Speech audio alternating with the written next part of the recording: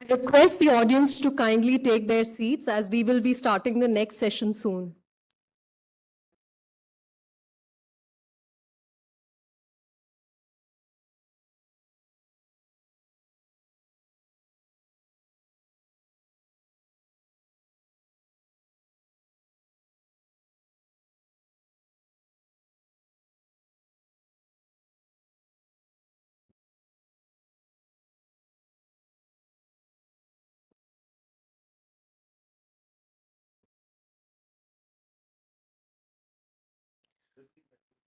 Ladies and gentlemen, we now move on to the last event of the day, which is a panel discussion on contribution of alumni to AFMC and the way forward.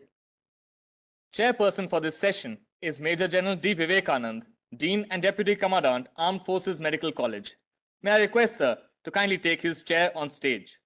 Major General D. Vivekanand completed his MBBS and MD in anesthesia from the prestigious Armed Forces Medical College.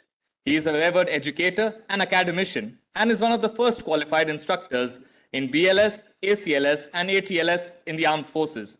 The general officer has had an illustrious military career and has held various important appointments, such as Commandant MH Sikandrabad, Commanding Officer, United Nations Interim Force in Lebanon. I request the chairperson to kindly take over the proceedings of this session. Thank you. Good morning to each one of you. This is AFG 2898 of W batch, and greeting all of you, both physically present here and online. It was just a few days ago that AFG 7458 of the E3 batch passed out of this college. So we have now almost 7,500 alumni of AFMC. Many of them have served in the armed forces, whether in the Army, Navy, or Air Force. Some of them have finished their tenures, they're retired. Many of them are abroad.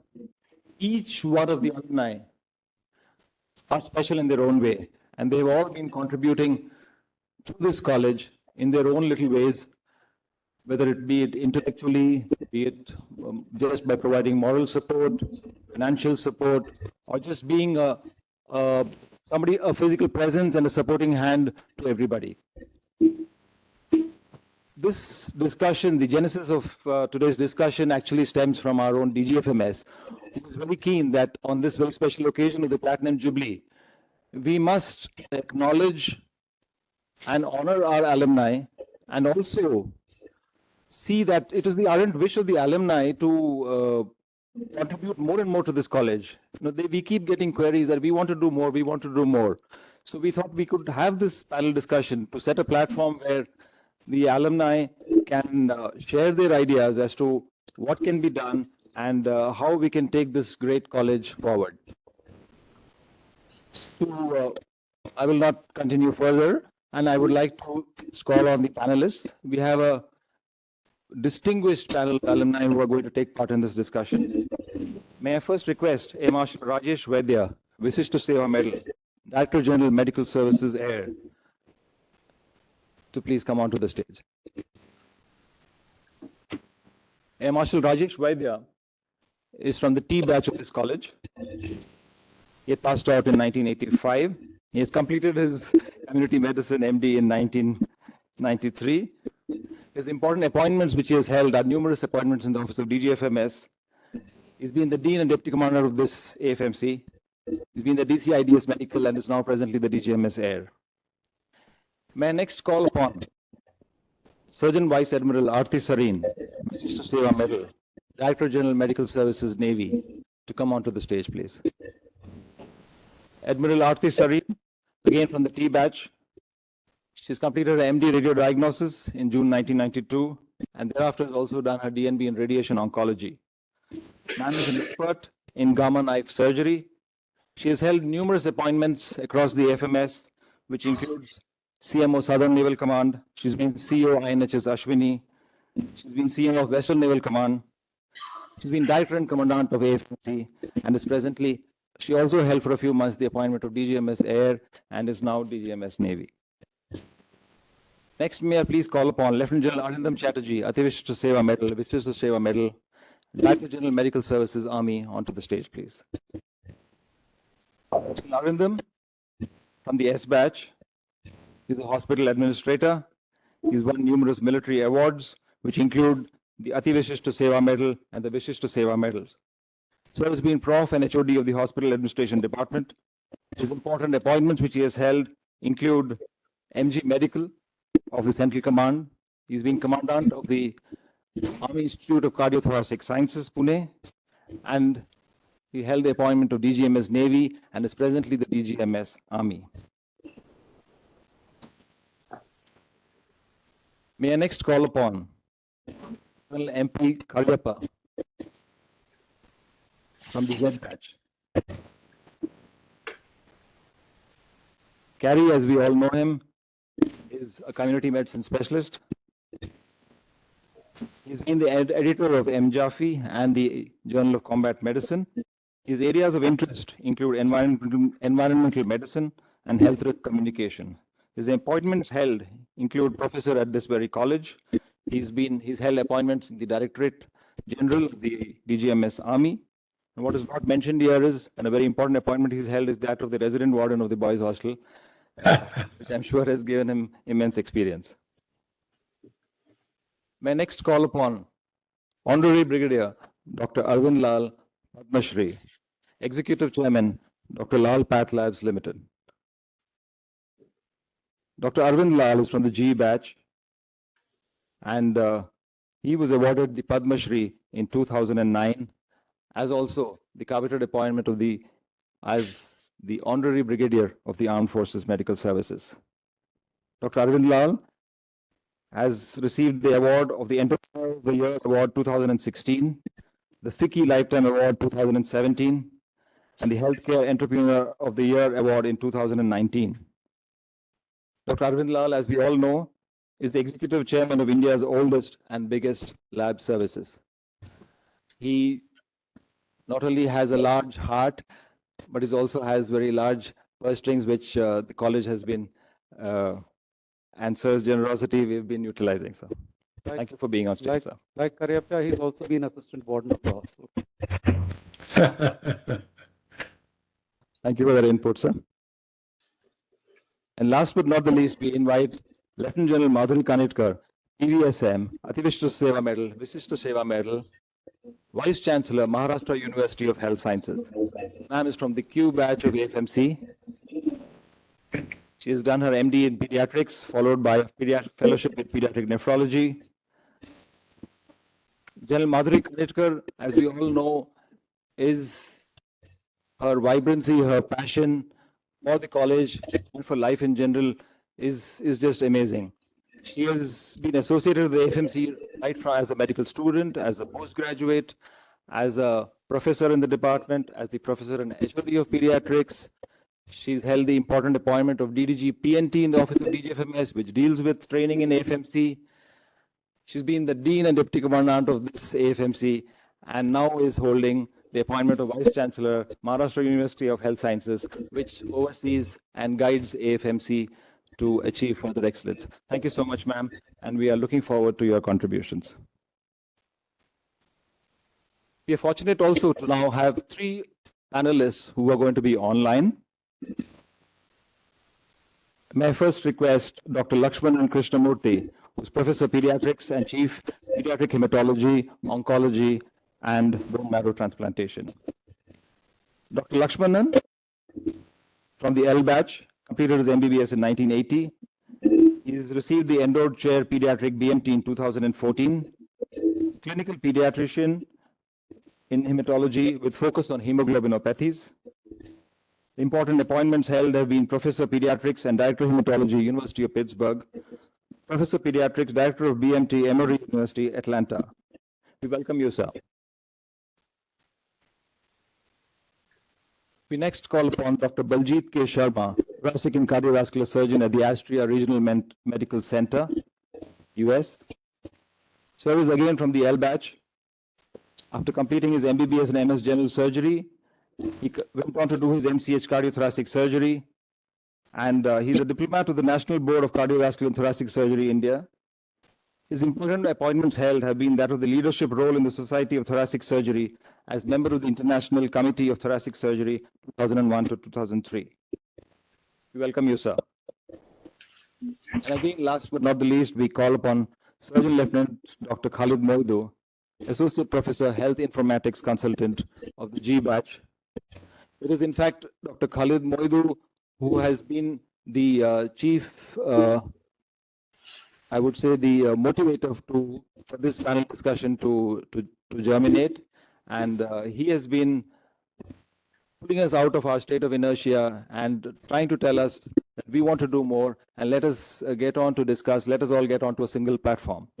We thank you, sir, for joining us and for making sure that this happens. Dr. Moidu, his achievements and expertise include digital and data literacy, clinical decision support and outcomes research, academics and operational leadership in health information technology implementation. His important appointments are that at professor at universities at Yale, Montana, Purdue, George Mason, Hofstra, and emeritus professor at Jaipur. We welcome you, Dr. Moidu, sir. Thank you. Now we have literally the Navaratna, 9 illustrious, luminous panelists with us, and I will not waste over time. And I would request each of them to first give their opening statements and any of the focus areas which they would like to focus on. May I first request Lieutenant General Arindam Chatterjee to say his piece. Thank you, thank you, General Vivekanand. Am I audible? Okay, sorry.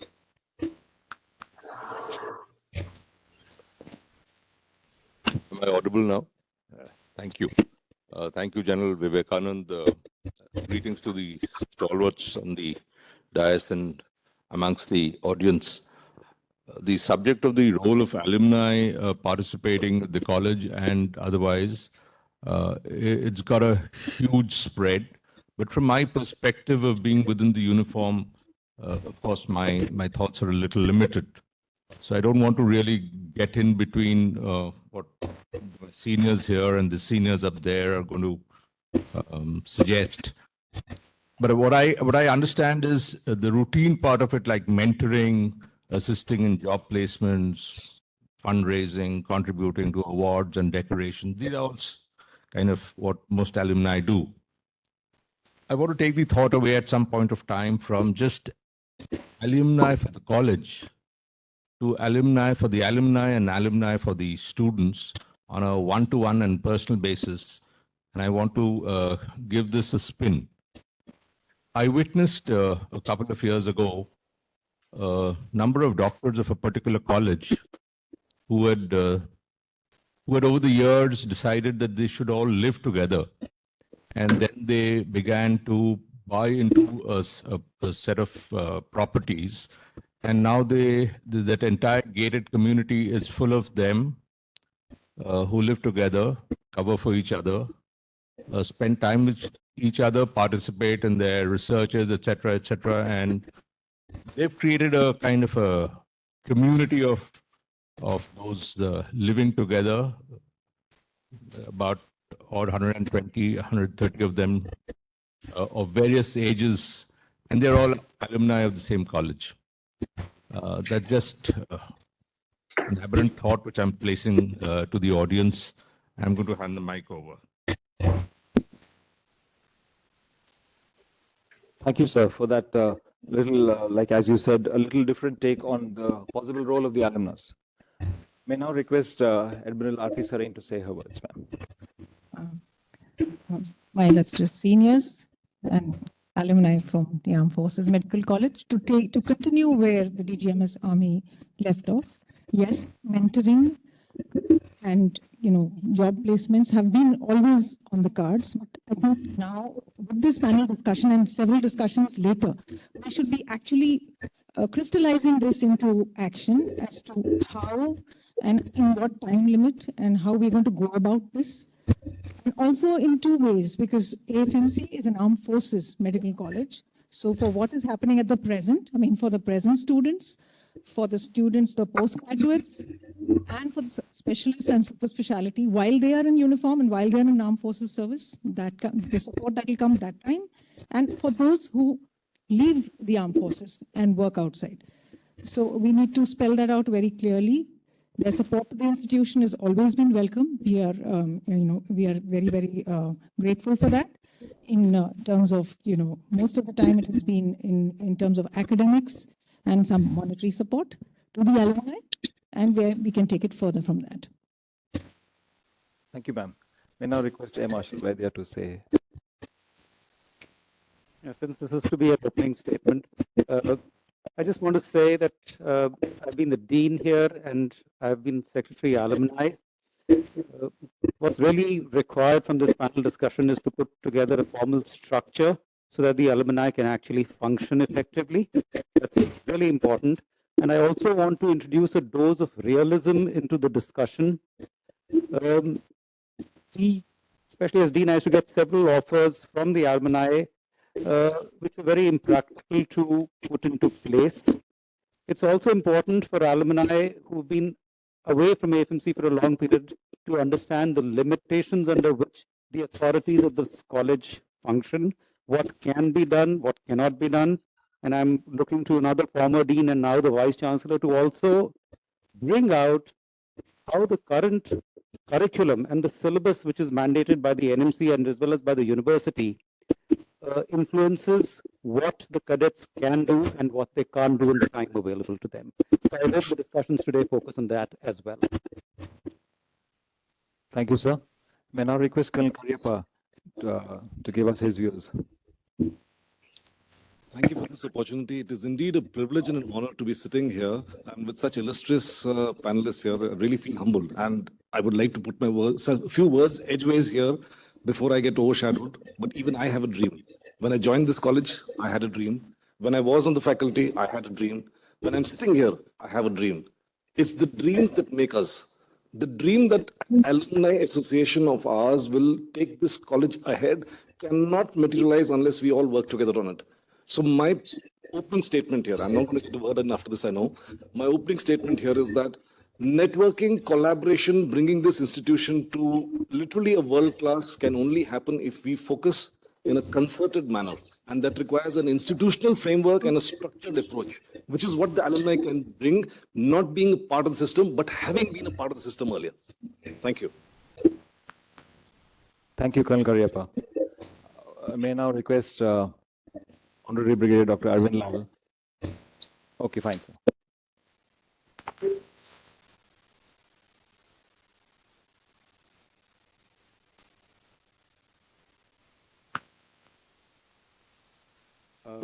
This is going to be a 13-minute speech, so please brace yourself, but I hope I don't bore you. Colonel Saab, you'll be kindly operating the slides for me because I can't do many things now. I welcome you all to the AFMC Platinum Jubilee celebrations, and it's indeed a great honor and privilege to be present here today amongst this August gathering.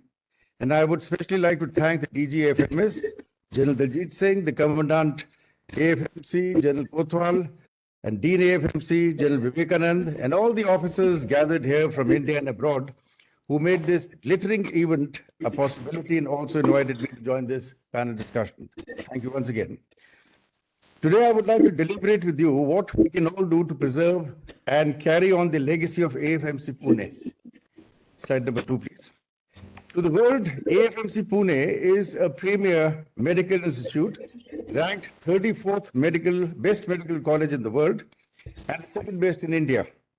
Established in 1948 with the PG wing, the college now has completed 75 glorious years journey, and it is unique in a manner that there is no other institute that trains its students as medical cadets to become medical officers who provide the highest quality of care to those who dedicate their lives to the country. I believe Pakistan Armed Forces Medical College is also there, but came up after us. To its alumni, the AFMC Pune is all this and much more. We AFMCites share the same DNA that is only found in a very small geographical location namely opposite the race course in front on one side and the Bhairoba Nala on the other. AFMC has not only taught us medicine, but has given us the plus X factor. This is difficult to enumerate, but I think it has made us into what we call as rounded personalities. And this is because all of us stay together for a long time. We eat together, we live together, we play sports together, we do dramebazi on this very stage together. And also Maro Confident Dhaps, which in case you have forgotten, was the proud privilege of every batch. But at the end of it, we become great doctors and great human beings. So please thank yourselves for that. And AFMC deserves this and much more. I believe the things we learned from our teachers, and more importantly from each other, makes us a cut above the rest of all the doctors in the world. Please remember that the Battle of Waterloo was won on the playing fields of Eton and Harrow. And similarly, we can say with pride that the future battles in medicine in India and abroad are going to be won on the fields of AFMC. Slide number 3, please. We are proud to be AFMCites. I must keep on repeating this again. And I'm happy to learn that there are now more than 7,000 of us now serving in all 3 arms of the Indian Armed Forces or at key positions in the government, in civil, in private medical institutions, academia, and healthcare industry, both in India and abroad. We consider our alumni and alma mater as one big family. Now it is time for us to harness our collective strengths to take AFMC to even greater heights. That is to make it the #1 medical college in India and also strengthen the bonds between the alumni and the college as well as amongst all of us. For this, we need to set our goals higher, for which we will always require larger funds. Unfortunately, you have to start talking about money sometimes in this life. As contributions from the alumni, or individual doctors, or corporates, and channelize these towards further development of AFMC and addressing important concerns of the college and the alumni. In 2012, the AFMC Alumni Association AAA Pune was registered as a society, and I am happy to learn that the association has been maintaining good records or proper records and balance sheets with annual audits and has been conducting general body meetings regularly. For this, I am extremely thankful to the executive committee, ably led by Brigadier Alok Bhalla and many more before him.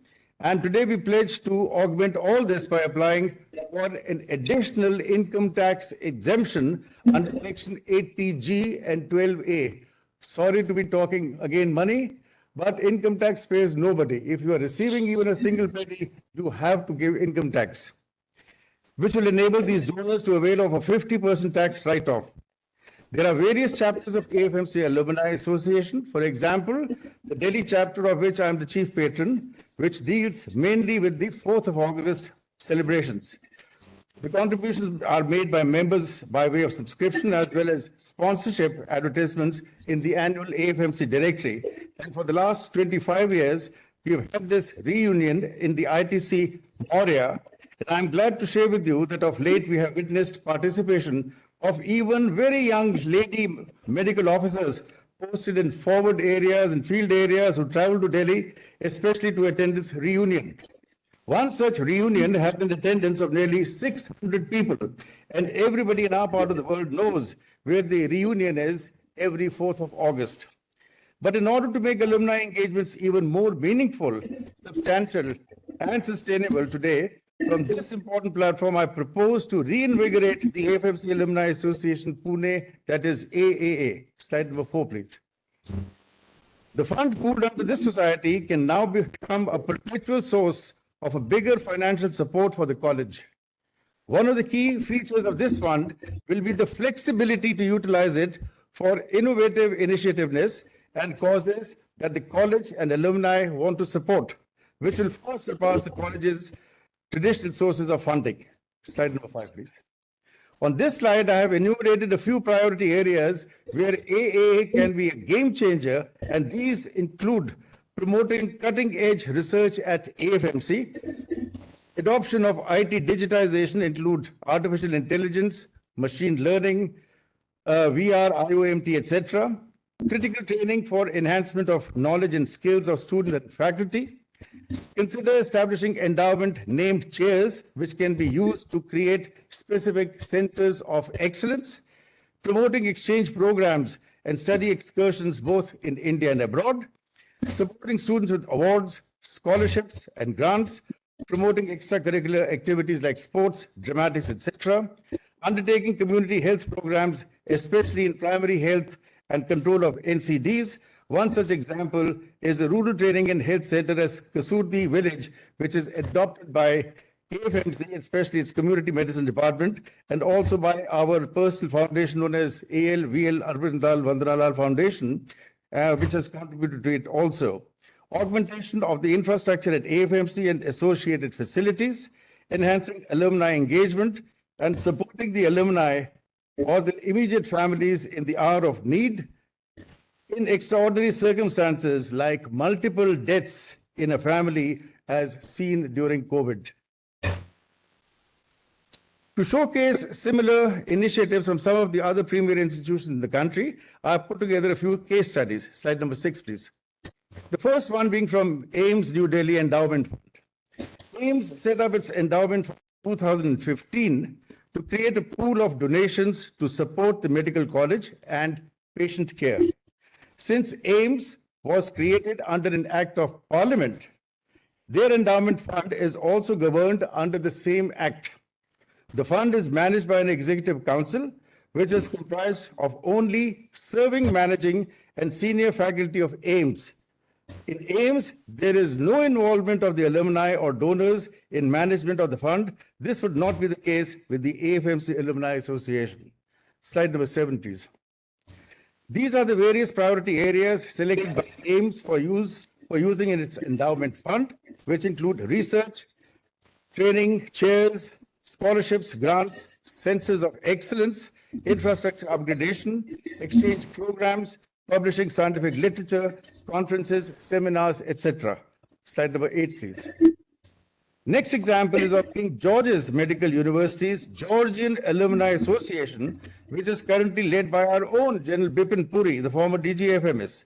Established in 2006, the association has alumni of King George's Medical University, King George's Medical College, and the University of Dental Sciences. The Alumni Association is set up under the Societies Act and is managed by an executive committee headed by PJMU Vice Chancellor, that is General Bipin Puri, and other positions are held by the elected alumni. From the basic reading of the priority areas for the association, it appears to be more focused on alumni rather than the alma mater. But we can, of course, calibrate and find the right mix of priority areas for the AFMC Alumni Association. The next two case studies are of IIT Delhi and IIM Ahmedabad endowment funds. Though the quantum of both these funds is huge, as these are highly developed funds and their alumni are chief executive officers and entrepreneurs in the mainstream industry, but it is worth knowing how they have set up their endowment funds. Slide number 9, please. IIT Delhi Endowment Fund was set up in 2019 to help IIT Delhi with higher standards of teaching and research. The fund was set up with a goal of 10,000 crores in 10 years, which means 1,000 crores a year, of which 500 crore donations have been pledged by 400 plus donors already. It is registered as a Section 8 not-for-profit company run by an independent CEO reporting to the board of directors. Priority areas include, again, scholarships, named physical and non-physical entities on campus, supporting startups, endowed chairs, etc. Slide number 10, please.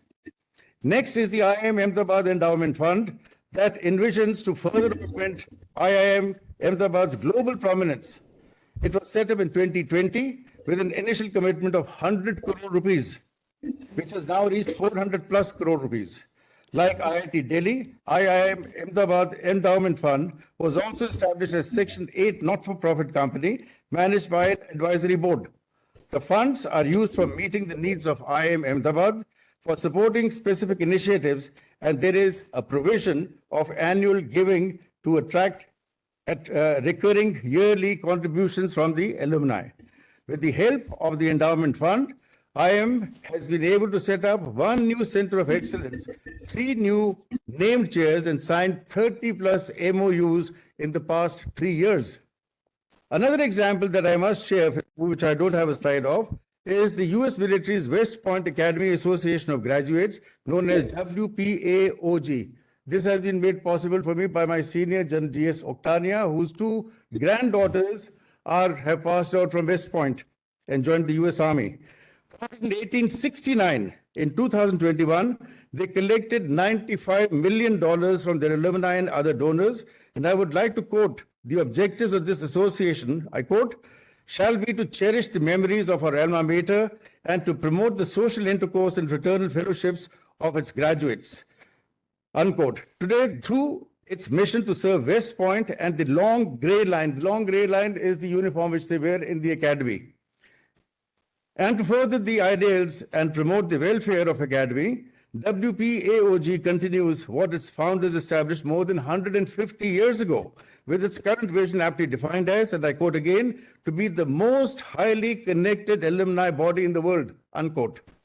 As a non-profit, tax-exempt exploration, its philanthropic pursuits maintain the margin of excellence at West Point, providing needed support for over 170 cadet activities, cultural immersion programs, scholarships, and facilities.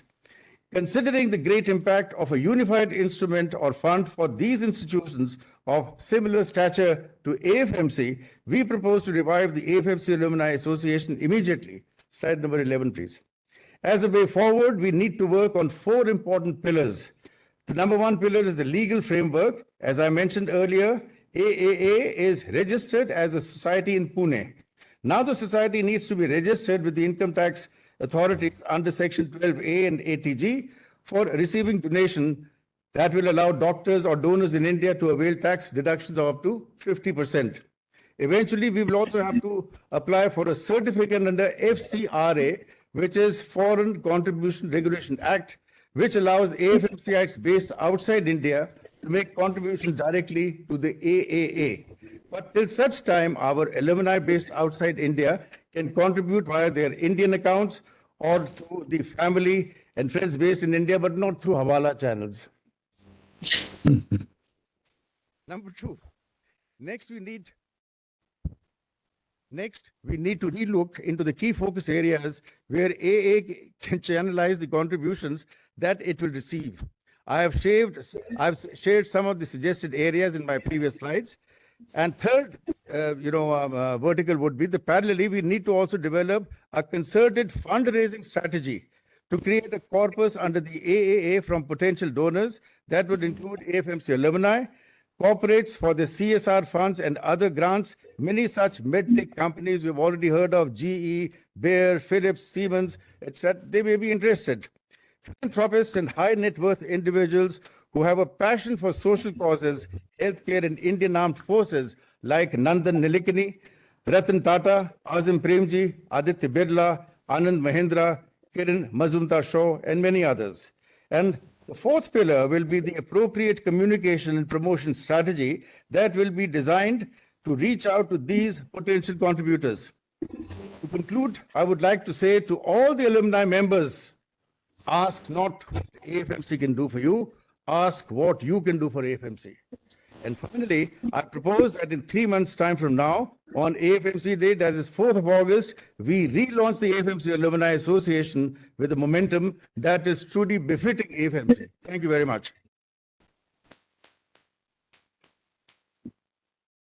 Thank you, sir, for that very invigorating speech and bringing out the way forward so clearly, sir. May I now request General Madhuri Kanitkar to give her views, ma'am. Is this audible? Yes, ma'am. Thank you, Brigadier General Vivekanand, and congratulations to the hierarchy and the AFMC is in great hands when I see all the alumni sitting on this stage.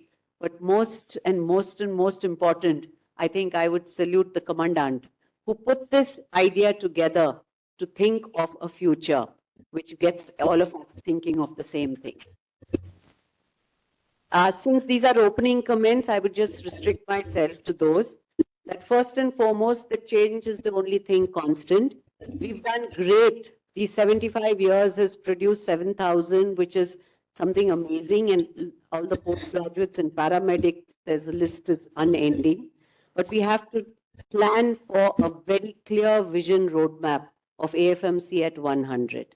So I think it would need that time, because what we wish to, when we say AFMC at 100, today knowledge is doubling every 12 hours.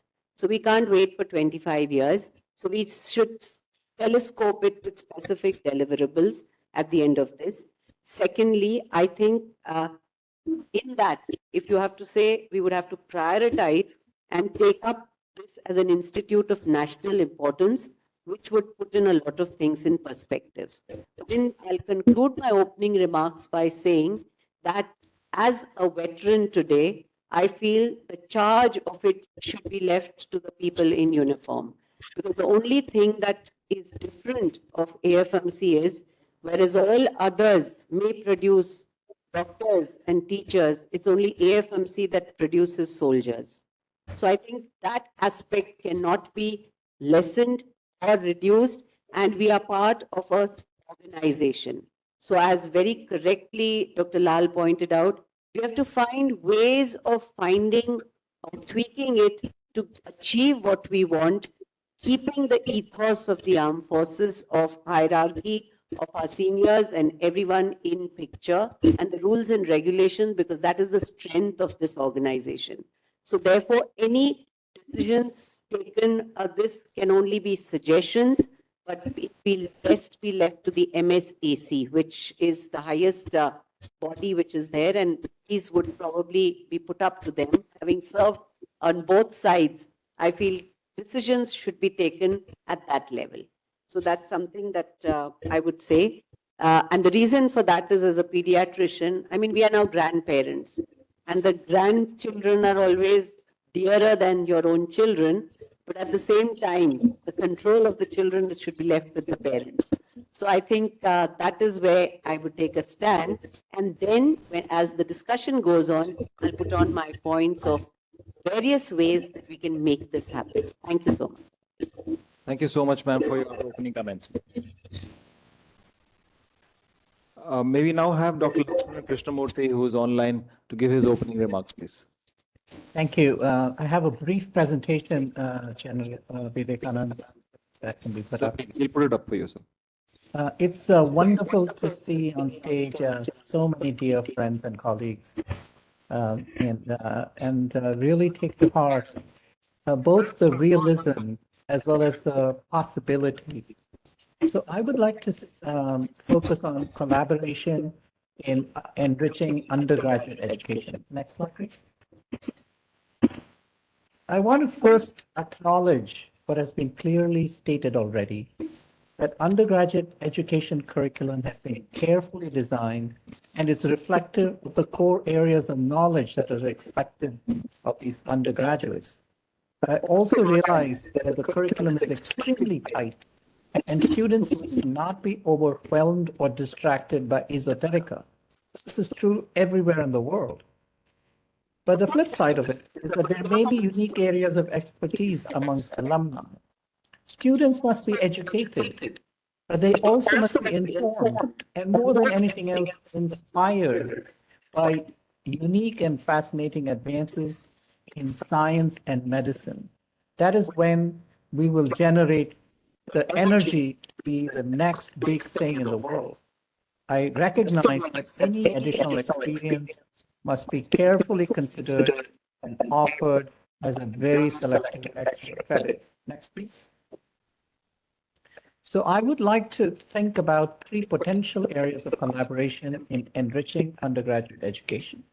Number one, selected areas of didactic lectures where alumni offer areas of unique expertise or interests, clinical electives off-site in a very restricted manner for selected undergraduates, and research electives off-site for these undergraduates. Next, please. This would be primarily a function of AFMC faculty and leadership to identify some potential areas where didactic lectures may be useful. There must be a joint effort by AFMC and alumni to finalize these very selected topics as well as potential speakers. Lectures, as we know now very well, may be live, web-based, or pre-recorded, with a panel of experts available to answer questions. But this should not be done without evaluation being built in to see what the value of these lectures are. Collaboration and awakening electives, these are universally applied all over the world. Undergraduates may also benefit from short clinical electives. This may serve to broaden their mental horizon, and that is a fantastic thing to do. But it should be implemented in alignment with programs that are already existing in universities all over the world for such electives. Alumni in leadership positions may be able to facilitate. There are several logistical issues to consider. There is the American Association, for instance, of Medical Colleges as a visiting student learning opportunities program. So there will be some work required for AFMC to become a BSLO host institution. As Dr. Lal mentioned, there will be need for funds for visa, travel, stipend, rent, health insurance, etc., as well as a clear and transparent workflow for selection, application, and processing of medical students to do this. There must be oversight to ensure transparency and evaluation of the effectiveness of these electives. Next, please. Similarly, there's a possibility of offering away research electives for undergraduate wing medical students. I've heard the General Kanetkar and others talk about with pride about undergraduate research. But these students may also benefit from short research electives to provide exposure to research methods and procedures. It could also serve as a vehicle for collaboration for level research. Again, alumni can help. Logistics and funds are important, and oversight to ensure transparency and evaluation of effectiveness must be hard-baked. Thank you. Thank you, sir. We now request Dr. Baljit to give his opening remarks, please. Hi there, everyone. I am Baljit Sharma, AFC 1383. Can everyone hear me okay? Can everyone hear me okay? Yes. Yes, sir. Okay. Thank you. Thank you. First and foremost, I think that now I realize why surgeons always go in the hand, because many of my friends have heard me quote this from Dr. Kirkland, that surgeons we are strong as an ox and twice as smart. Perhaps that's the reason why I don't have any slides. I don't have any suggestions like Brigadier Arvind Lal has summarized for you. And there's not much for me to say. The only request I have is, why do we become so serious when we are discussing fun things, how to make AFMC better? I know we cannot improve upon perfection, but like to borrow an army phrase, if we are not advancing, we are automatically retreating. So not to date myself, but the high-tech equipment we used when I was in classes there in L batch was the blackboard and the chalkboard.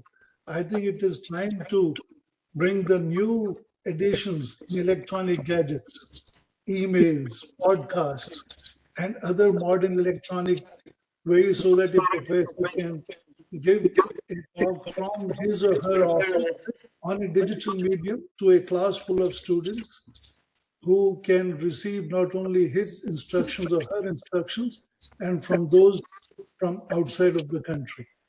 I would stop there and let Dr. Moidu take the lead. Thank you so much, sir. May now request Dr. Moidu to give his opening statements, please.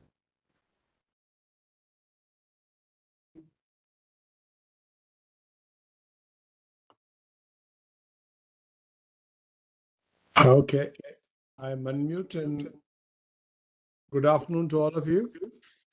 It's just past midday, so I while being G-badge and everything, my clinical experience was in pulmonary medicine and critical care, but I was obsessed with the issues of data, and I got my doctorate in informatics. And since the future is all about managing large volumes of data and the other things, I'm going to be a little in trying to share a vision what we can do. It's feasible, and I'm very passionate about it. So with that said, next please. So we all suffer daily from the impact of data deluge. The digital technology in all our hands just keeps pouring information across from every option and source you can find. Information explosion is often blamed to the internet. Yes, you can, because now it is carried at the pace of digital technology and not at the pigeon flying. The biggest impact is on knowledge growth, because in the past, to bring the knowledge from the bench to clinical practice took 20 plus years. Today, it's a year long. Very evident in the way the mRNA efforts were led to a vaccine that helped us slow down the scourge of COVID. The larger volume of knowledge means the students are being stressed. In 1980, we were told that by analysis of the academic curriculum that we learned 47,000 facts and 29,000 concepts, which at that time was twice as much as an ordinary engineer. And since then, we have learned so much more, and our knowledge has grown so much that it is difficult to handle. And everywhere globally, we're moving towards a competency-driven educational system. One pillar of that is we are moving from teaching to where the teacher is the active principal to learning where the student is the active principal. This is the biggest challenge we have. We need to address it. And as Jit and Krish have said before, and Dr. Kanetkar is very much in the forefront of it, digital technology and digital apps have to find a place. But more than that, we've also got to look at it a slightly different way. And may I have the next slide, please? This is a slide I solicited from a F2 batcher who made it very clear that we need to have 3 stages of education where we integrate issues and no longer stay in silos. The clinical pathology discussion earlier today by the 2 eminent speakers discussing IBS was a clear show of just 2 parts. But I'm sure if a surgeon was engaged, we would learn a little more about the impact of the middle layer and the lack or thereof of venous flow, which can cause its own complications.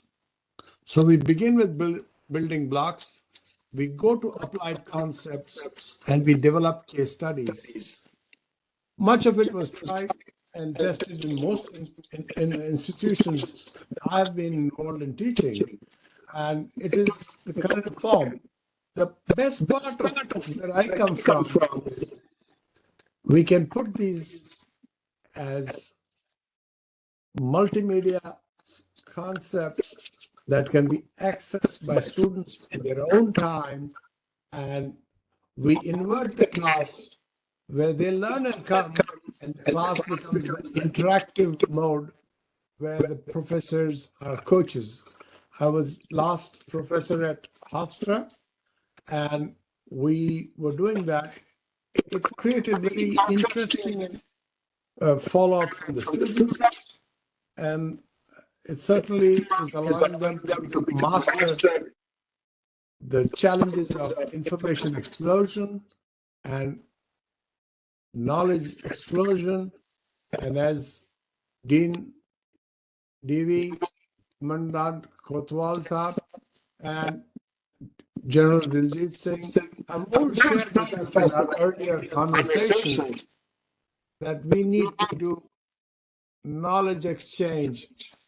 The gap between the advances in India with a hypersonic loop in Bangalore and the vision of Tesla owner Elon Musk has narrowed the gap.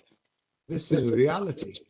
And in this reality, Indians do contribute a lot in digital technology. As a matter of fact, we have one of our students from AFMC today in America who participated at MIT in an event to develop a healthcare solution for managing the symptoms of menopause. I would like you all to recognize a young man called Surya Vardhan. He's a D3 batcher, but the speed of technology and the speed of communication allows me to follow him. I think that should be the power for all the teachers. You should know and be proud of every one of them. If given an opportunity, I'd love to move this forward. And while you had Krishnamurti speak from here as an academic, ready to work with us, Prabir Chaudhary is there, sitting there amongst you. So in this open world with no barriers, I will now pass it back, and I'm open for any questions. Willing to volunteer. When I joined the armed forces, I was told not to volunteer. Now I will. So over to you all. Thank you, Dee, for the opportunity. Can you push the last slide for me? Thank you so much, sir, for your opening remarks and your views on how we can go forward. We now have about another 10 minutes with the panel before we open it up for a... This is what I'm offering. So here is my digital platforms. I just wanted everybody to plug into it. Thank you, sir. We have another 10 minutes, which where we can request the panelists to give their further comments or any regenders. I first request General Madhuri to please.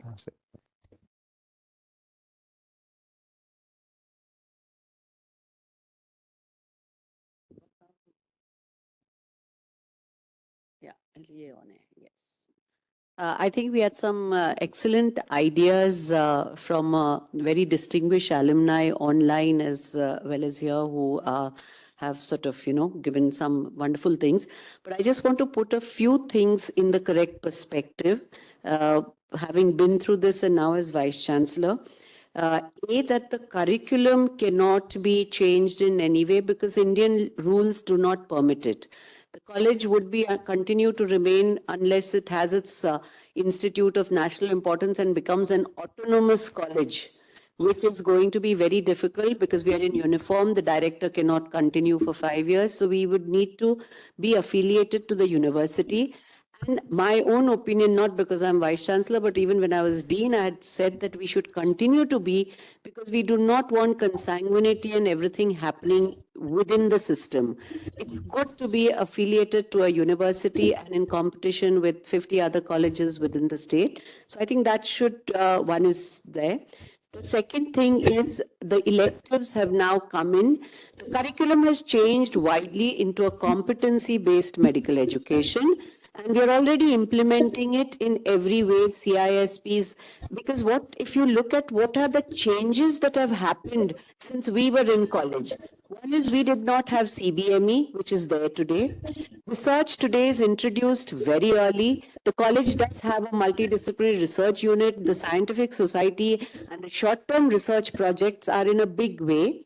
And the third is that students are participating in conferences. So, that aspect probably should be encouraged, facilitated, and continued. But what we can do is what is happening in the country as such, we can be part of that. Firstly, we are moving towards skilling in everything. So skilling is the new mantra. So even the college courses that are being run here, that is important. What else is happening is the new education policy 2020 is being implemented in letter and spirit with the academic bank of credits, because these are more technical things which I can definitely facilitate how we can implement some of the ideas that our senior alumni have brought in. And that in the country, National Digital Health Mission and health is now center stage. So anyway, we are moving towards that, and we can use these to accelerate our own systems. And therefore, I think, some of the things we'll have to go along with that. And the third thing that I'd like to say that some of the points which were brought out, the college being with the university has a big advantage, because now university is having a main alumni association as a Section 8 company and facilitating colleges to run there and have their separate as shoots. So that's going to be of advantage to AFMC. Secondly, MUHS is getting a skilling incubator through the skill ministry. And AFMC being part of the university is going to benefit with that. Third is AFMC has already tied up with MUHS has tied up directly, and in October, we would be having the MedTech Hub, which is with IIT Mumbai, BETIC, sponsored by ICMR and MUHS, and AFMC can, some of those things can be accrued in a huge amount by the college of the ideas that are being this. But where we can make a difference is the Institute of National Importance, getting autonomy to the College Alumni Association to function, wherein just because AFMC can never compare itself with the IITs and the IIMs or the AIMS, which has majority people leaving and going abroad, we have majority serving here. So with that in mind, the autonomy would have to be given to Commandant AFMC with the Alumni Association. And what we can do is give an administrative local autonomy through the Army Commander and Line Directorate and the DG AFMS for the technical. So if this is something we can convince the ministry, AFMC would stand to gain as an institute of national importance. Then some of the areas that we are talking of, for example, I'm not sure if we've already achieved it, but a simple thing like our Pandurang. I mean, we are looking at ways to grade it, but we're not, because we're not in a line directorate. So these are things, state-of-the-art simulation center by the alumni. I mean, let's look at concrete things which can be done. The Center of Excellence for One Health and Disease and a Research Center. Because IIT has done that. Koita Digital Center has been this thing by Rizwan Koita, who's an alumni. And they've raised the complete funds and set up that center. Center for Digital Health. So we could have things like that if AFMC can think of a school of military medicine and put in the priorities which DG AFMS and the DGMSs would put, and we start getting our students ready for that.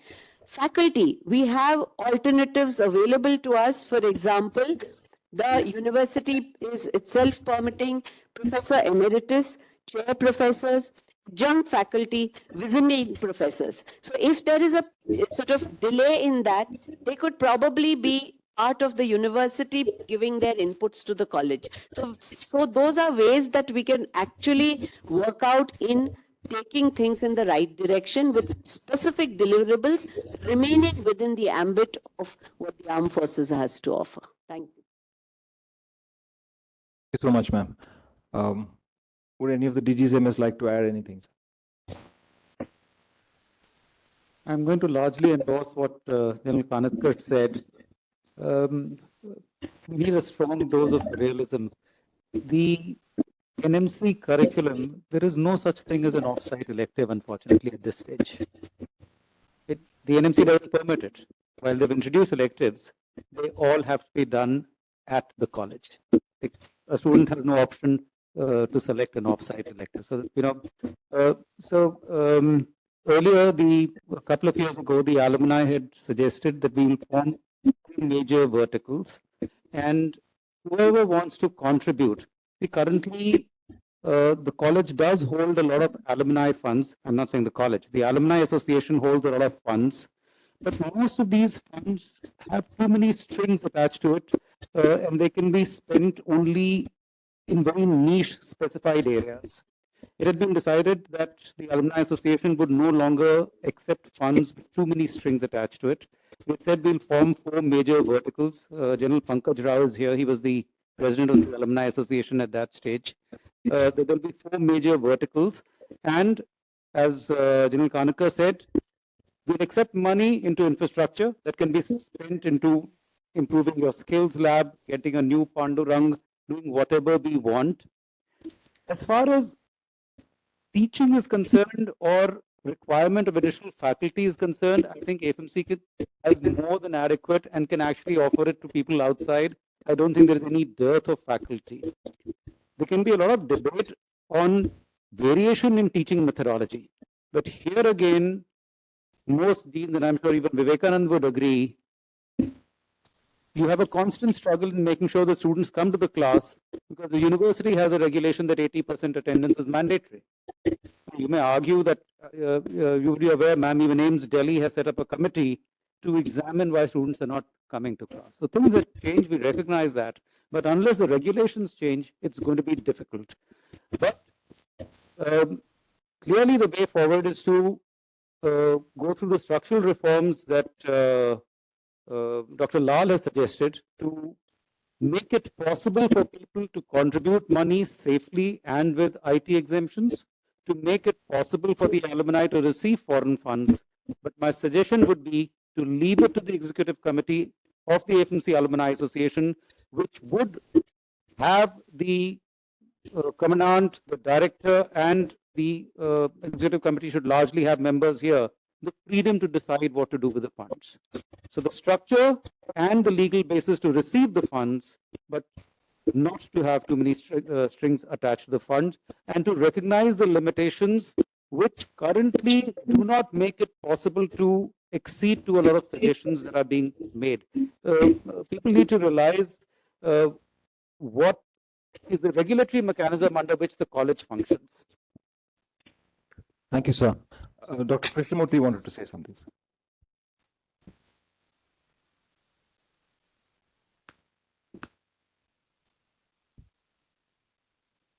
So you're muted, sir.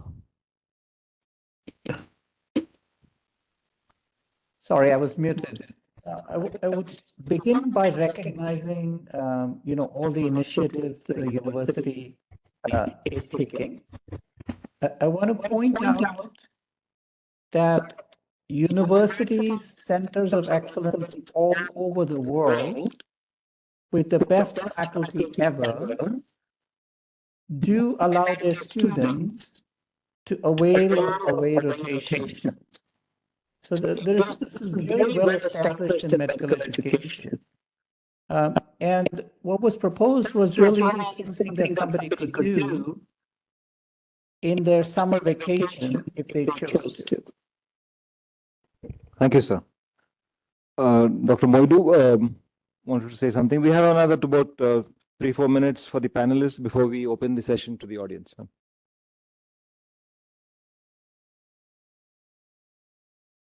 Muted too. So you're muted, sir. Sorry, thanks. I would like to say that we're not.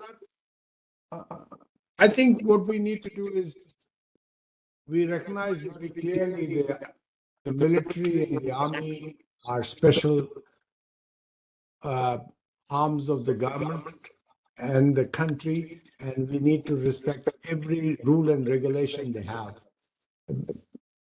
My recommendations of the digital platforms is only to enable cross-pollination and knowledge exchange, not necessarily for anything else. You have such a lovely talk this morning on clinical pathology.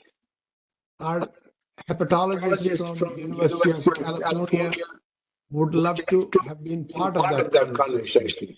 We have an FMCI who does liver transplants on a daily basis.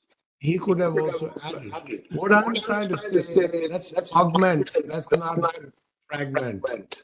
So if they were there, we get the cultivated content, and that cultivated content based in an LMS would allow people to do is learn all the time, not give dead lectures just because they came to the class and they will sleep there doesn't mean that they are there.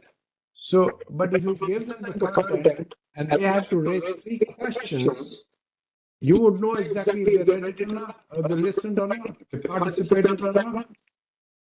There's going to be, that's the kind of evaluation I am today involved with. I'm not saying it's necessary for you to follow exactly, but it allows. Let's understand. I've been visiting India and I spent last year 6 months trying to look at how curriculum can be built on informatics. Yes, sir. Brigadier Arvind Lal just wants to give a couple of comments. Thank you, Khalid, and thank you, General Vivekanand.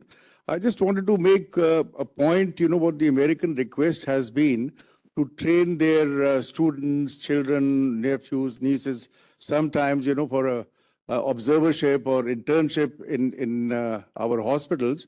So I just want to, elaborate on one thing, that in these service hospitals, and especially with these children holding American passports, may not be possible.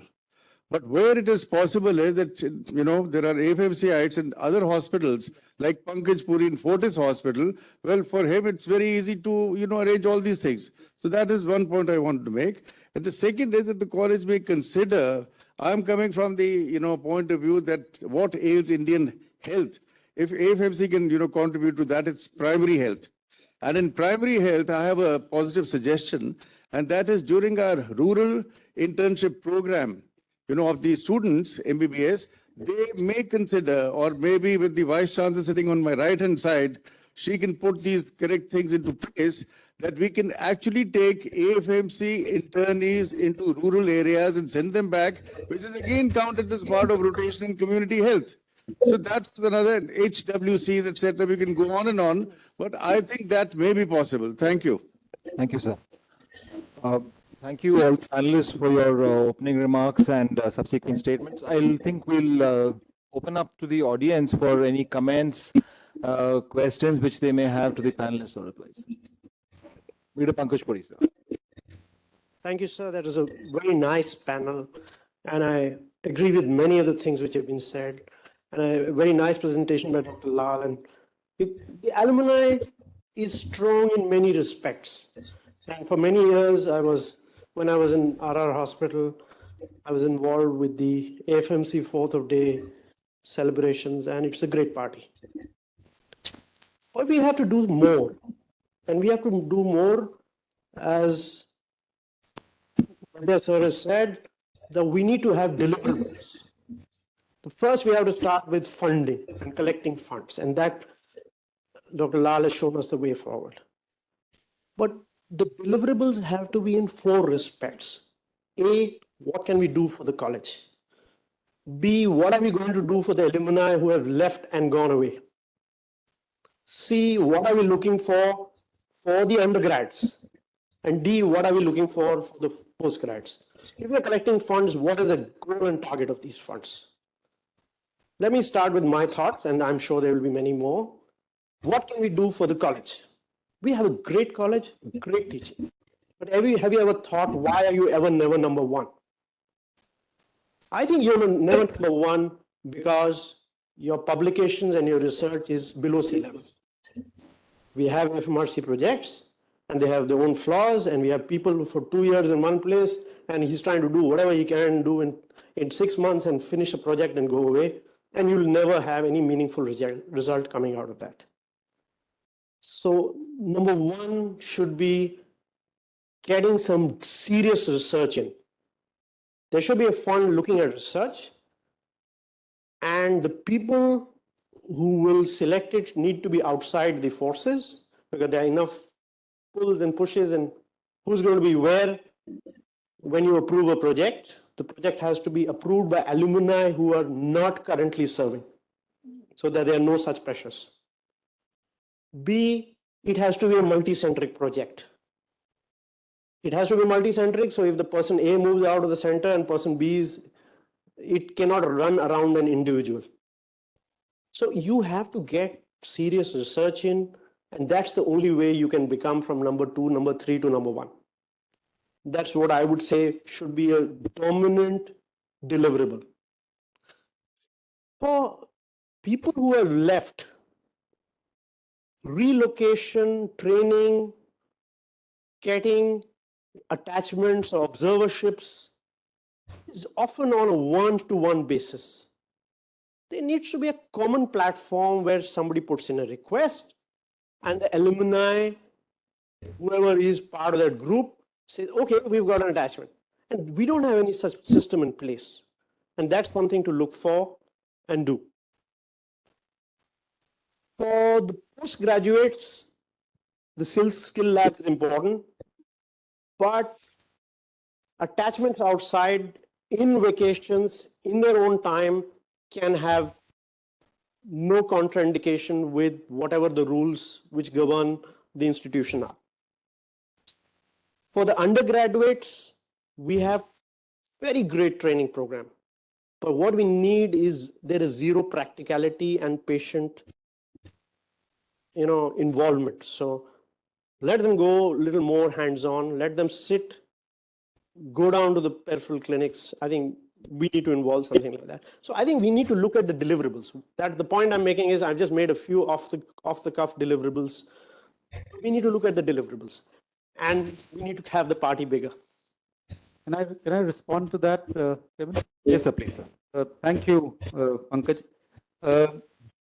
You've sort of defined what ails AFMC or the AFMS in some terms. I just want to again go back. The Alumni Association had already created 4 verticals. You said what can you do for the college?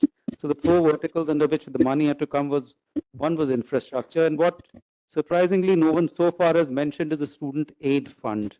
All institutions have a student aid fund. Let me give you a clear example. For whatever reasons, the way our rules are, the cost of undergraduate training in AFMC is currently pegged at about $29,500 a week. And any student who becomes non-service liability for any reason and wants to continue his medical education has to pay the government $29,500 a week for the rest of the period stay in college. And if a student is unfortunate to become NSL in the first or second year, this can amount to 45-50 lakhs, which is a huge sum of money. And clearly, one area where the alumni can clearly contribute is to set up a students' aid fund and have an overseas committee which decides whether they can offset the cost to NSL students. The third vertical we had said was a research and travel fellowship. In the 2.5 years that I've been 2 years here and another 5 months later, I've heard a huge amount of things being said about undergraduate research. There is plenty of opportunity for undergraduate research even currently. The Vice Chancellor referred to the ICMR STS scholarships, the NUHS funds undergraduate medical research, and every single proposal that an undergraduate has put up in the last 3 years has got funded either from ICMR or from MUHS or from the alumni. So there is enough funding available for undergraduate research, but time that is available for an undergraduate to do research is enormously limited, is very little, and the college does, I think, a pretty good job even now of introducing the concept of medical research and igniting young minds into the possibilities of medical research subsequently. So Your suggestions about funding postgraduate research or faculty research are a completely different, but undergraduate research is certainly not. The fourth vertical, which you said should be controlled by people who are not in AFMC or are no longer serving. I have no arguments with that. For outside college support, for attachments of people to private hospitals, for getting them placements, helping them out there, should certainly be there. But the three verticals of infrastructure development AFMC, a student aid fund, and research and travel fellowships should definitely be controlled by a management committee or an executive committee at the college itself. Anybody else from the audience? Yeah, Devi, could I jump in for a second? Maybe I'm Shankar. I think some excellent ideas which I heard. One of the suggestions which I would like to make, which I feel is actually a crack where there is no funding, is innovations. Now, after the MRU also came up and the research actually has got adequate funding, like you said, from various places. But so many of our undergraduates and postgraduates and some of the faculty also, when they were making prototypes, even if they're spending 5,000, 10,000 or 20,000, there is actually no way to give it. There is no fund from where you can give this. And I myself have got 2 patents and all the money which has to be done, there is no, and I believe that simple suggestion that innovation, either we make it a fifth vertical and where actually there's a huge place where you can land up giving, because this is money wasted. When you make 20 prototypes and then each one costs a small amount of money, then you kind of throw it away. And as of now, there's a lot of enthusiasm amongst the students and they spend their own money and so for postgraduate. And I would feel that this is one important aspect to be considered. Thank you. General Arindam wanted to say something. Having listened, am I audible again? Yeah. Having listened to the various thoughts and ideas and the proposals and counters, to me it appears the Alumni Association needs to look at itself from 2 roles. One is as an association, and the other is as individual members, what can we do? For the association, I think what just now Brigadier Pankaj Puri or Brigadier Arvind Lal and Madhuri ma'am have just envisioned. One is to perceive it as contribution to the nation building role. What are those functions that we could do as an association? Contribute to the nation building role. The other part of it is, and there is where these elements of health research, funding, role of supporting the growth of AI, digital mission, etc., would come in. And of course, also if the association can look at funding startups where people who are stepping out or retiring or wanting to come together with some good innovative ideas, the alumni works, the association works as the Shark Tank and sponsors some of the startups to process, help them. Where the association can help and where individuals can help is also providing the corporate linkages for enabling these kind of buds to grow and stimulate the business models. The second is we have a large number of now people who are very well placed with government agencies.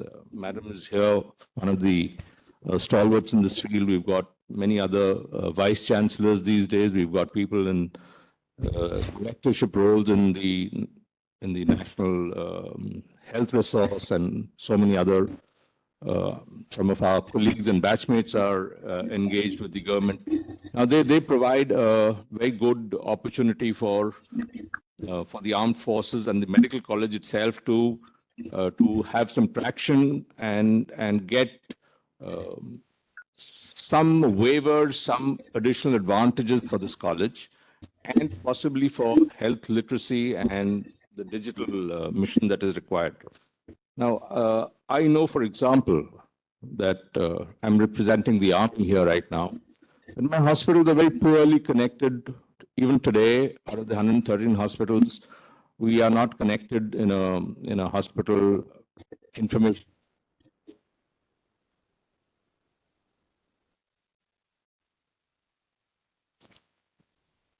Sorry, we can't hear. Sandeep? The organization-wide, it's not just limited to just AFMC. So the government can tie in the health systems of the army and of course for the AFMC together. So as I perceive it, my challenges are many, and I'm talking now as an alumni as well as the DGMS army, that my challenges are many. What can the association do for me and for my institution, as what else can individuals in their individual capacities contribute? I just rest my case. Dean Thank you so Devi, much, sir. can I have a few Do words? we have anybody else from the audience who would like to? I'd like ask to a go on the question or tail of comment? General Arindam. Anybody online? Yeah, I would like to speak. Yes, sir, Dr. Mohitus. I was just going to say that there are two parts to this conversation. One is money and governance. The other is knowledge exchange. I thought we were hoping to achieve a possibility of collaboration that we could help the DGMS Army, as he suggested, with digital efforts. And I would like to request you all to reconsider the issue, just that we contain ourselves to focus on the knowledge exchange, even if the mentorship is not acceptable. And look at it. Please go ahead, Krishnamurthy. I just want to say that I hope it is acknowledged that the alumni come to speak from the depth of their heart to be of some service to the alma mater.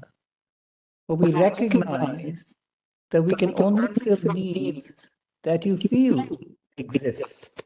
We're certainly not wanting to thrust ourselves in any way, and I hope that is understood.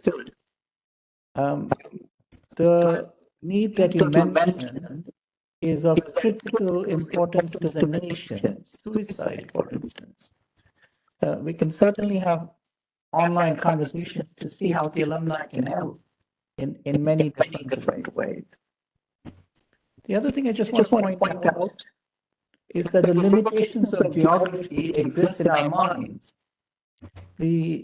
I was just looking at the Korana Scholarship for the Indo-US Scientific and Technical Forum. The vast majority of the grantees are from IITs, where they have plenty of faculty. There's one from AFMC this year. So consider it for whatever you will, but do know that we're here respectfully, prayerfully, and with all of our heart to support the alma mater in any way that we can. Thank you. Madhuri Kanitkar, would you like to say anything else, ma'am? As a rejoinder or as any other suggestions? They've also agreed and the verticals have been identified. I think once you wind up to this thing, I'll request the college to put out a deliverable roadmap as this thing and put it up through the alumni once the DG approves it and have that. Because I think the bottom line is the alumni wants to contribute. How to do it, where to do it can be decided by all and have a deliverables laid out. Thank you so much. Yes, Arthur, ma'am. Just to continue with what everybody else said, they could augment the deliverables in the best way possible. Yes, please. This will be the one last question from the audience. Can you introduce yourself, please? Preet sir from O2 batch. A lot of seniors and alumni are there. One point I want to talk about is I agree that there are committees and things in place which need to take decisions. But the moment we talk about digital health or as DGMS Army said, on integration of things, right now we teach our students to write case sheets and work on paper. And we expect them to shift on to digital platforms like writing opinions, case sheets on computers. So if in the training curriculum of the students, we can inculcate a habit of writing their notes, writing their things on the digital platforms, they'll be ready and they'll be more acceptable to the digitalization or digital framework which we are envisaging for future, not only in armed forces but outside the armed forces also, sir. Thank you. Comment well taken. Yes, Karyappa, that'll be the last before we'll Thank you so move much. towards the conclusions. Thank you so much for this opportunity again. And just to build up on what one of the panelists was talking about, maybe what I can suggest is for the association to consider the needs have been raised by the experts here and by the audience also. But what about the larger 7,458 alumni who are there? It's a small organization, it's a small group of people. We can easily have a felt needs assessment at different levels. It will give us the required input. What do we want to do? Alumni are not just the junior most or the senior most and the in-betweens. We can also think of harnessing digital platforms to obtain this feedback. A structured input being provided from the environment to give us an idea on the way forward rather than have a thing thrust upon us. Alumni has to be a facilitator. We cannot be doers ultimately. We have to facilitate whatever is required. That's the viewpoint that I have. Yeah, well said, Colonel Karyappa. I thank all the panelists who are here on stage and who are with us, who have been with us online, Dr. Khalid, Dr. Krishnamurthy, and Dr. Baljit. Just a quick summary. All of you have come out with some excellent points and ways forward. The way I see it is like what we talk in the armed forces about short-term, intermediate, and long-term goals. Something we need to do immediately as our immediate is to probably set up a small little core committee which takes in all these ideas. We have minuted all these things. This whole session has been recorded. So we can take forward these ideas and put it together, and we decide this core committee, which has got members of both serving forces as well as those alumni, and we see what exactly the alumni can do. We can take it forward. And what is important also, which has been brought out by some of the panelists, is it needs to be long-term and sustainable, not just a knee-jerk reaction where one of the contribution from the alumni and then again we forget about it. So it's something which we need to look into as a long-term sustainable thing, which and AFMC Alumni Association becomes in a way literally a kind of another vertical of the college itself. With this, I thank all of you, all the DGs, MS, and Dr. Kanitskar, General Kanitskar, Dr. Arvind Lal, Dr. Karyappa, and we will have the presentation. I request Dr. TK Chari from the A batch to come and felicitate all the panelists who are here on stage.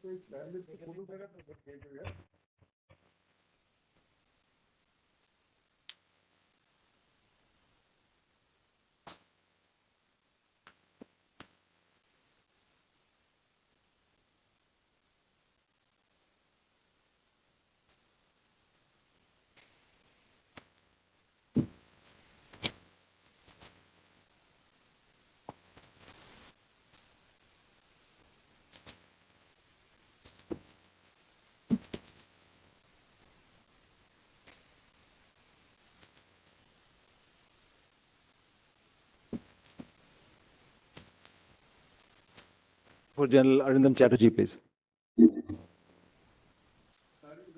Yes, sir. No. He will tell you, give us the, he will hand over the, no, later, just give them some. I request Dr. Chari to hand over the memento to General Arindam Chatterjee, please.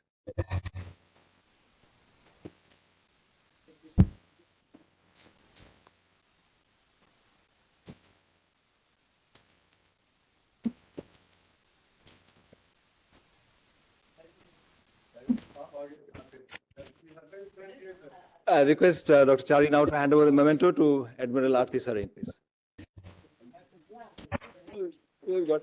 He's ready.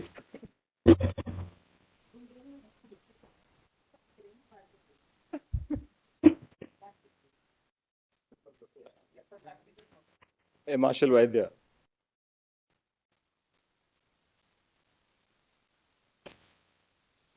General Madhuri Kanetkar, please.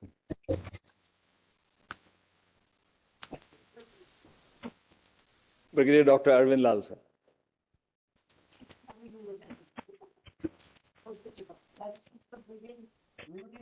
Kal Karyappa.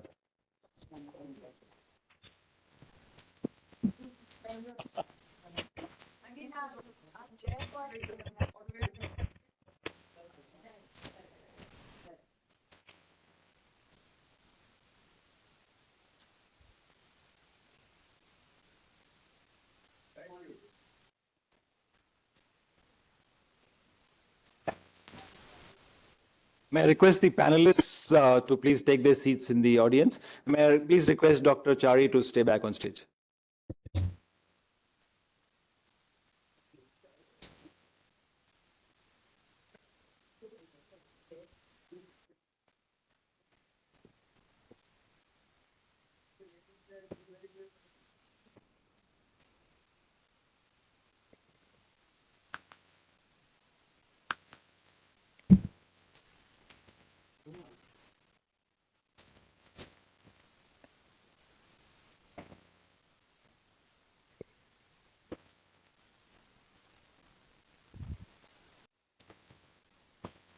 An honor and privilege to be part of this, I'm sure, historic and epoch-making panel discussion. And I'm sure this is going to set the stages. What we've done today is set the platform for future actions to make this college rise to greater heights. The DGFMS was mentioning this morning about how the Hall of Fame has got limited capacity, and we are really picking and choosing those who enter the Hall of Fame. And what was thought of was to have a wall of fame where every AFMCite, right from AFG1, his name is mentioned and is honored. And we're glad to say, sir, we have taken your directions, your ideas, and we have tried to do our best. We have taken the steps forward, and we have already installed the names of two batches right from AFG1, and we've given them the pride of place on our parade ground, where our cadets who will be passing out subsequently will have these names of their predecessors as an inspiration for them, sir. Colonel Sandeep, can I have the...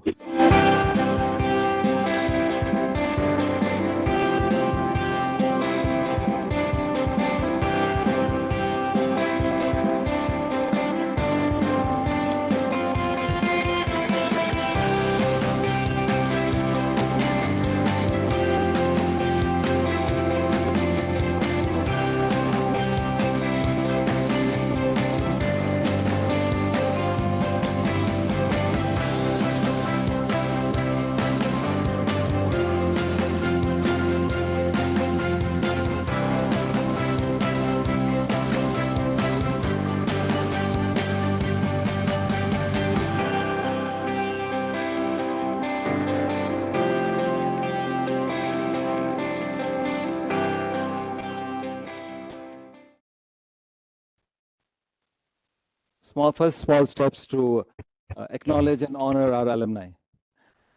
With this, we come to the end of these discussions. I would now request General Daljit Singh, our DGFMS, and alumni from the R batch to come and summarize and give us his views, please. I request Dr. Chari to please stay put on stage.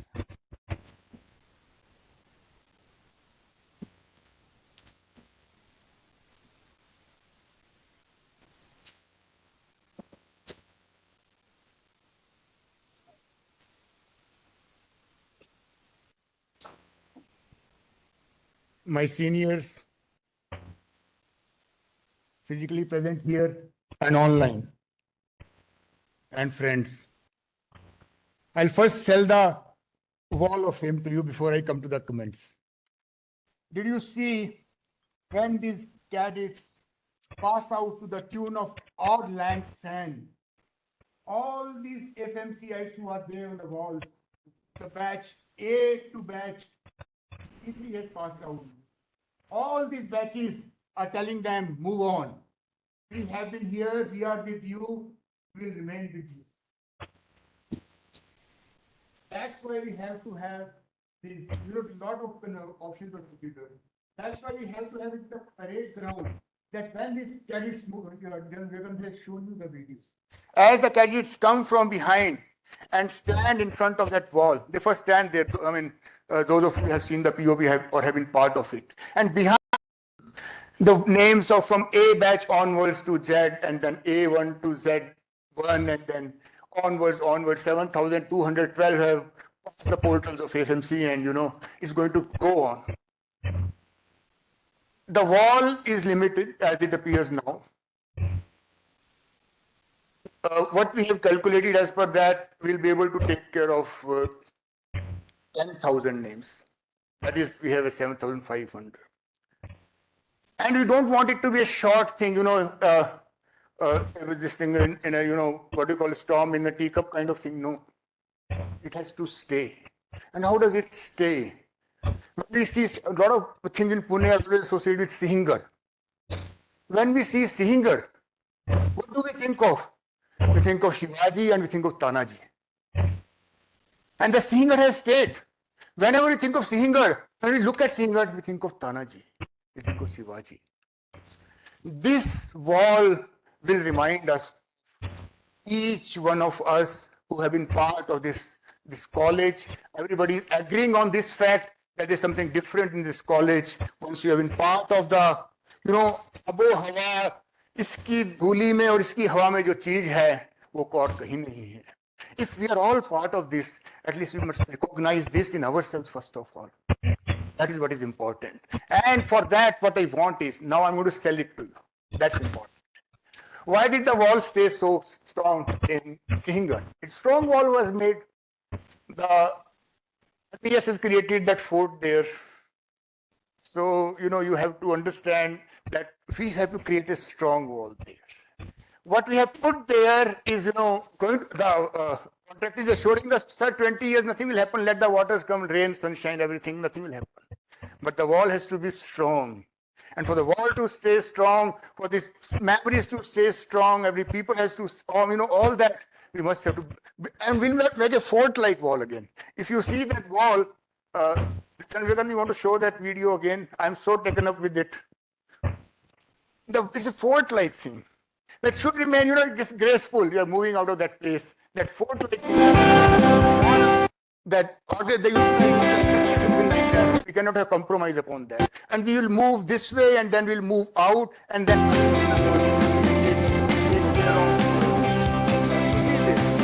we have not written the Prerna wall, because it's memorial and all here. We started from there in 4 5 days. Go on, and then we'll go behind, and that's how we will go. So all of you can contribute to it. You can, Dr. Chari, sir, you wanted to say something on this? General Kotwal, before I give my comment, you have to come here because after you are the commandant. Come, please come. It's not a drama, it's very earnest, so please don't take it in that fashion. Can you hear me? You can speak. Yes, a few words. Today, as I came to the AFMC on invitation of the DG AFMS, I got off at the near that Limb Center junction, and then I told them I right to go away, leave me alone, and spent some time near that gate. There used to be a gate which you people have never seen it. I then walked towards Dean's office, reminiscing about my days in AFMC, and then the Dean found me wandering and then picked me up and brought me to the auditorium. Now, to talk about this wall, it has been we have been thinking about it for a while, and before we conveyed it, and Pratik, Indra here, and me spent hours, different weird models, a never-ending circle, a flat plate, digital plate, a lot of things came to our mind. So you may want to know why there needs to be a wall. You all, the DG FMS has already explained to you. See, today, by the way, I am a great grandfather. Right. So the context is a few years from now, we are gone, and then maybe around 15, 16, my grandson might come to visit Pune, and then you'll say, okay, where did my granddad study? AFMC, okay. What we had till now is, what do you show them? All your electronic, great museums, and it will have no meaning for my great grandchild. What will have a meaning is if he then comes to this memorial, if somebody brings and then shows, oh, this is your name, AFG 66, somebody used to be here in first batch. Now that will be a memory that he will take away. All the buildings, all the bricks and mortars won't stay in his memory. So this was the thought behind it when we conceived this idea. And then full credit to the organization. They pursued it further. And the way they brought out this is simply beautiful. Because people, when they are on the parade ground, when they pass out, it's totally amazing. And so that's a few words. No, what I want to tell you is, it's all very great. My alma mater, my nourishing mother, we say, sings songs about our college, all that is very good. But then at some point, that means we're recognizing the greatness of our college. But there has to be a way you acknowledge it. In every recognition, there has got to be some acknowledgement. That acknowledgement is very important, and that's where we come to a alumni association, and then how we alumni can and should contribute towards that. We already done something for foreign students. I don't know, I've done something, and that is still in the works, I think, about scholarships for students going abroad for their travel, stay, and all that. That is already a reality, it has happened. But today I thought a small contribution towards that. I would like to hand over a check for 1 lakh to the commander. It's a small one, but this is not the last one. I would like to tell you that it just happened on the spur of the moment, but I would like all the alumni, each and every alumni, to think that simple recognition is not enough. You acknowledge that by some gesture. And this is the best gesture I can think of, because Alumni Association has greater things to do, is already doing great things and many more great things to do. Thank you very much. Thank you for your kind gesture, sir. Sir, this is Dr. Arvind Lal here. In all humility and humbleness, last year I had tried to donate 1 crore rupees to the AFMC Diamond Jubilee, out of which you very graciously returned back 50 lakhs. So I pledged those 50 lakhs back to the AFMC today. Thank you very much. Thank you. May I request General Kotwal and Dr. Chari to please take their seats in the audience. And may I request the DGFMS to continue with his summary. Thank you, Dr. Chari, sir. Thank you, General Vivekananda. I have to speak about the panel which has happened. I will take you to the battlefield of Kurukshetra. Arjun is standing there, the conchs are being blown. The war is going to start. We had all the panelists here. They also were brothers and almost on two sides. Arjuna also starts with, he tells Krishna, Achyut, drive my chariot in the middle of both the armies. Let me see who are there who are fighting on the side of Adharma, and let me see, I'll sort them out. Krishna takes him there. Arjuna sees all the people were there. Alumni A batch, B batch, C batch. You know, he says, I have to shoot my arrows on these people, my own people. How can I do that? Sorry. And his mind gets muddled. He is overpowered by what is called delusion. And all that Lord Krishna, all that Bhagavad Gita is after that, is unraveling of that delusion. No, Lord Krishna could have done it in one simple fashion. He should have shown him the Vishwarup and all Dhritarashtra's sons dead and going into his 1,000 mouths, and and he could have told him, look, I am the God. You just stay there and pretend that you are shooting the arrows, and rest I will take care. As it is, they are all dead already. But he didn't do that. He had to resolve the basic existential delusion which overpowers us whenever we are faced with a question which is not having a clear-cut answer. It was not a clear-cut answer. Arjuna's own relations, his own people who had trained him, people who had taught him, they were there. And shooting them, he said, पृच्छामि त्वाम धर्म समूढ़ चेता यत्रे सानिश्चितम ब्रूहि तन्मे शिशस्ते हम शाधि त्वाम प्रपन्नम. That I am overcome with delusion, I don't know what to do. You are the guide, kindly show me what to do.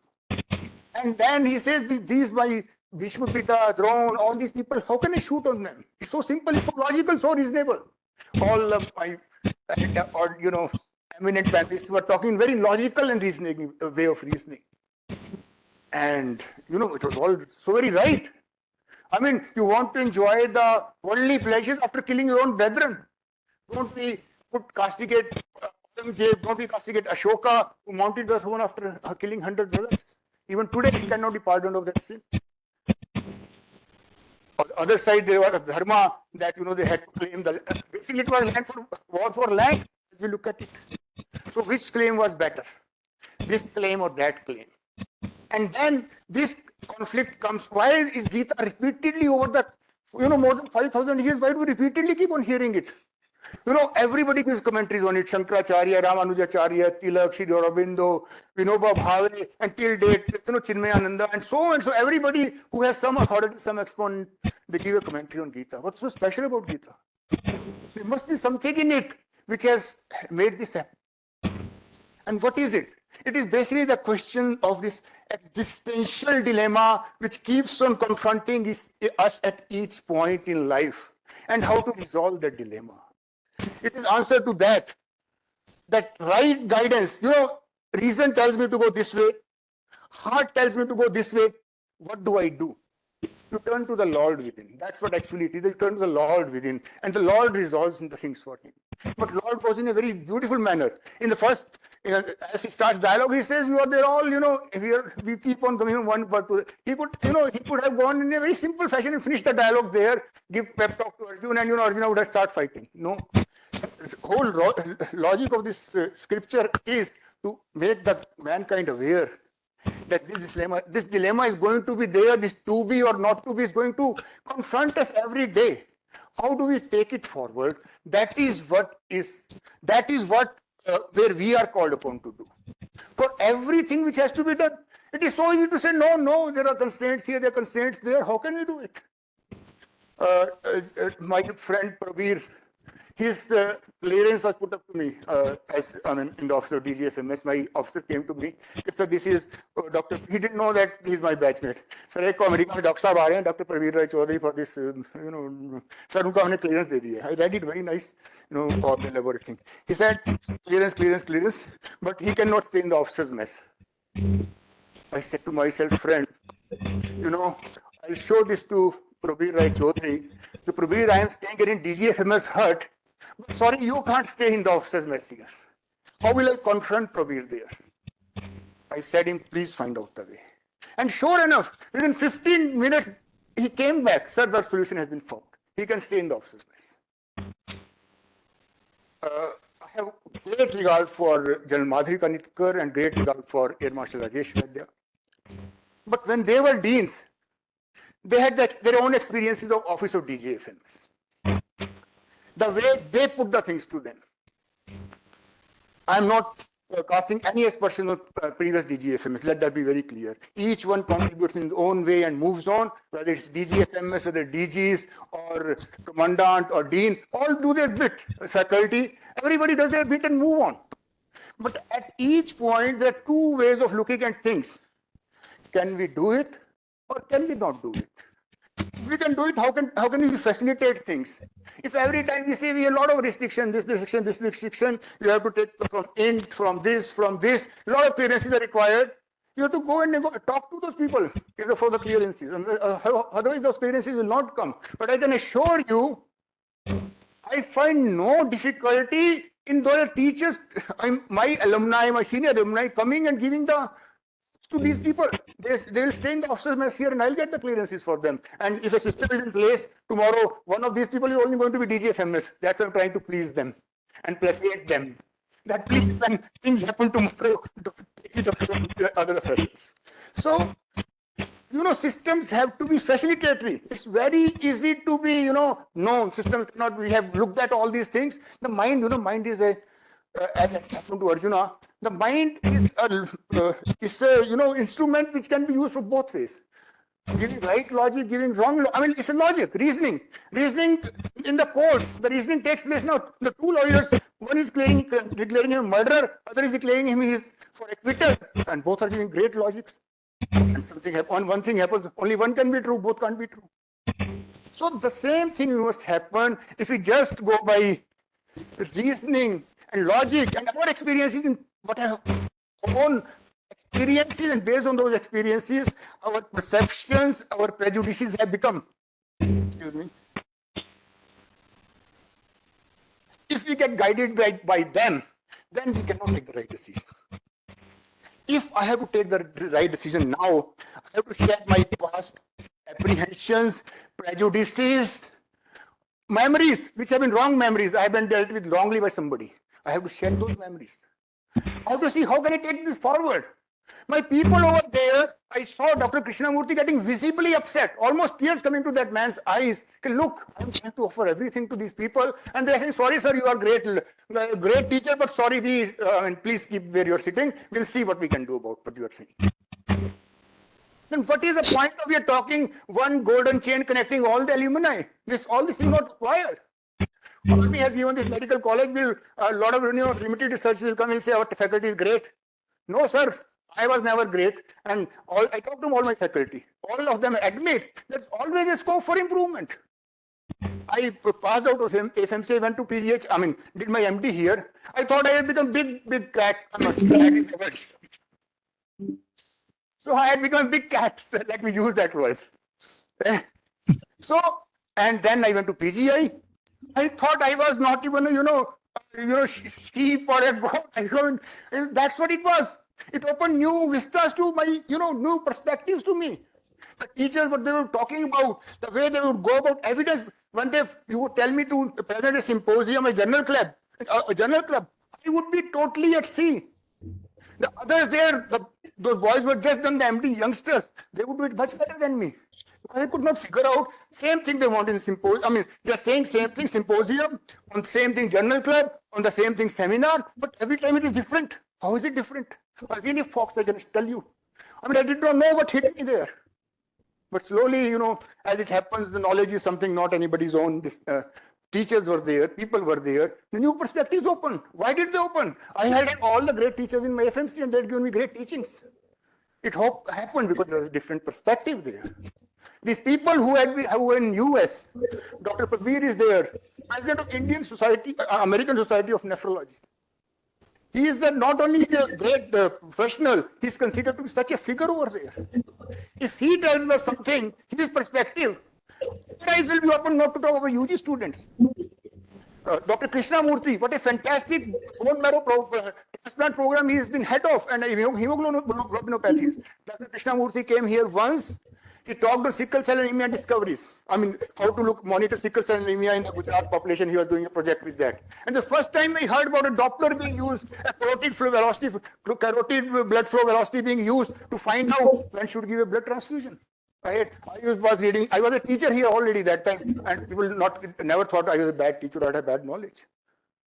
But this is the first I heard it from him, Dr. Krishnamurti.